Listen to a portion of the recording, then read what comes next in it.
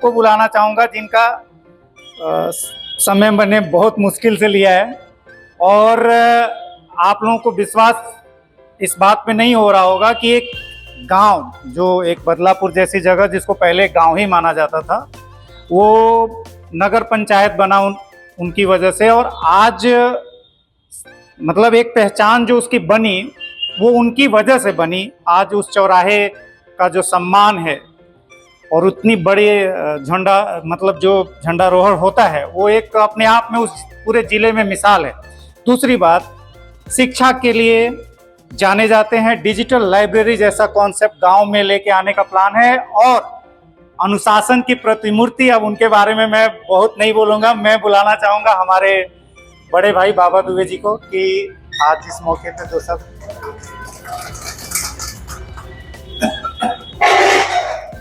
के बात कर रहा हूँ, समानता रहेगी हैं? खड़े होंगे तो थोड़ा ऊंचे दिखेंगे। आज इस अंतर्राष्ट्रीय महिला दिवस पे आप सबको शुभकामना देते हुए मैं जब से आया कुछ आप लोगों का विचार सुना, उसमें अपने आप को जोड़ते हुए आपकी बात से सहमत होते हुए मैं एक चीज़ बताना चाहूँगा कि हम जब बोलते हैं तो बहुत अच्छे अच्छे शब्द बोलते हैं, चुन चुन के बोलते हैं और सोचते रहते हैं कि कौन सी ऐसी बात बोलूं कि लोगों को पसंद आए। मेरा मानना है कि हम कभी थोड़ा सा खराब भी बोलने चल जाएगा, लेकिन वर्किंग में अगर हम बेहतर काम करना शुरू कर दें तो बातचीत का थोड़ा 19-20 भी कोई दिक्कत की बात नहीं। और जहाँ तक भेदभाव की बात है, इसको मैंने बड़े नज़दीक से देखा है और मैं अपने जीवन की एक घटना बताऊंगा, उससे समझ में आ जाएगा। हमारे चाचा थे, अब तो नहीं है आज की डेट में, जब मैं बड़ा हो गया 22-23 साल का हो गया तो गांव से मैं चला गया था 9 साल की उम्र में कलकत्ता, वहीं पढ़ाई लिखाई की।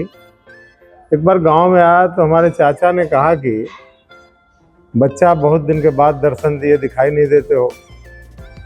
तो मैंने चाचा से एक प्रश्न पूछ दिया कि चाचा जब मैं छोटा था और 5-6 साल की उम्र से मुझे मेरे जीवन की सारी चीज़ें याद हैं, मैं तब झूला झूलने आता था। नीम के सावन के महीने में नीम के पेड़ पे झूला लगते थे, तो जब झूला झूलने आता था तो भगा दिया जाता था और मैं समझ नहीं पाता था उस समय कि मुझे क्यों भगाया जा रहा है।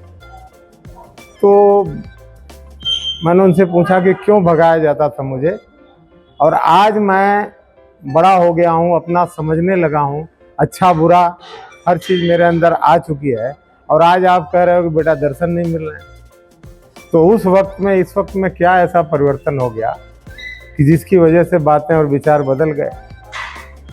तो बात ये पता चला कि गरीबी एक ऐसे छुआछूत का रोग है कि इसमें कोई जात देखता ही नहीं। जात तो बाद में देखी जाती है। समाज में गरीबों के साथ बड़ा दुर्व्यवहार होता है और एक तरीके से किसी भी जात बिरादरी का है उसको लोग हीन भावना से, हे दृष्टि से देखते हैं। तो इस वक्त को इस चीज़ मेरे जीवन में गुजरी और मेरी वह सबसे बड़ी ताकत भी बनी। मैं तो कहता हूँ कि मुसहर के यहाँ से जो पत्तल बना के आता है उसको हम पवित्र मानकर उसमें भोजन करते हैं और उसका सीका निकाल करके दांत भी साफ करते हैं, लेकिन उस मुसहर के छुए से हमें अपवित्र हो जाते हैं।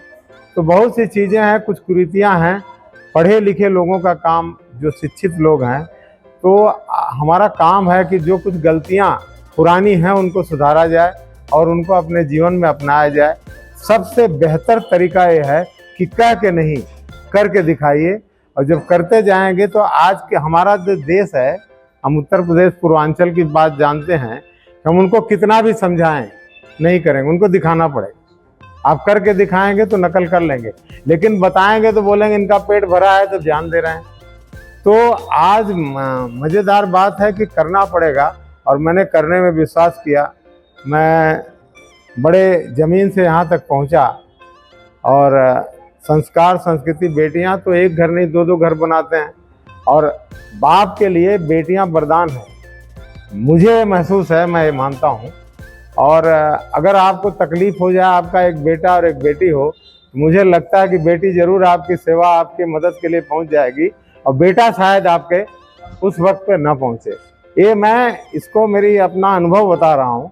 तो आप भी कहीं ना कहीं कमियां हैं, बेटियां पैदा होती हैं हमारी। मैं बताऊं आपको, मेरे परिवार की हमारी बहन भांजी पैदा हुई तो मैं गया सुल्तानपुर में ही। तो मैं गया तो मुझे थोड़ा लगा कि हमारे बाबा और माता जी थोड़ा सा दुखी हैं उनके मन में। तो मैंने कहा कि इसको मैं ले जाऊंगा। बोले क्यों? मैं कहा मुझे बेटी अच्छी लगती है, मैं इसको पालूंगा पोसूंगा और ये मेरे पास ही रहेगी। और उसको मैंने पाल पोस के, 2 भांजियाँ 2 भांजे भी हैं। उसके बाद भांजा हुआ तो खुशी का माहौल हुआ, और बेटी के समय उतना खुश नहीं थे लोग। उसको लेके आए हम, और वो बेटी पढ़ लिख के आज वो 50 लाख का उसका पैकेज है, ऑन इन हाउस वो काम करती है। और दूसरी भांजी को भी मैंने पढ़ाया लिखा, अभी शादी हुई इसकी, वो भी 27-28 लाख रुपया सालाना का पैकेज है। और दोनों बेटे जो हैं, एक ट्रैक्टर वगैरह खेती बाड़ी देखते हैं, और एक यही विकास भवन में मैंने एक काम दिला दिया था, तो 15-20 हज़ार का वो काम करते हैं।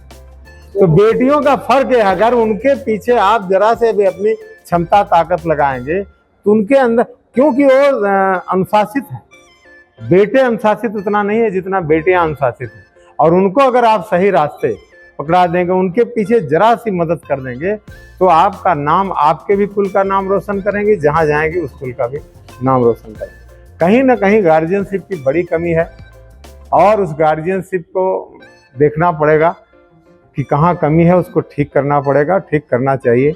आपने जो बात बताई मज़ा आया, लेकिन मुकदमे से मत समझाइए, उसको ऐसे प्यार से समझा दीजिए कि आज तक कोई प्रयोगशाला नहीं बनी है कि वहाँ पे हिंदू मुसलमान, ऊंच नीच, गरीब अमीर का खून टेस्ट करके बताया जा सका। जब इस प्रकृति ने कोई भेदभाव नहीं किया तो हम कोई भेदभाव करने वाले नहीं होते हैं। तो जब आप चीज़ करने लगेंगे, मानने लगेंगे, अपने जीवन में उतारने लगेंगे, अगर किसी को गुड़ छुड़ाना है तो गुड़ खाना बंद करना पड़ेगा। हमको जो चीज़ किसी को सिखाना है हमें अपनाना पड़ेगा।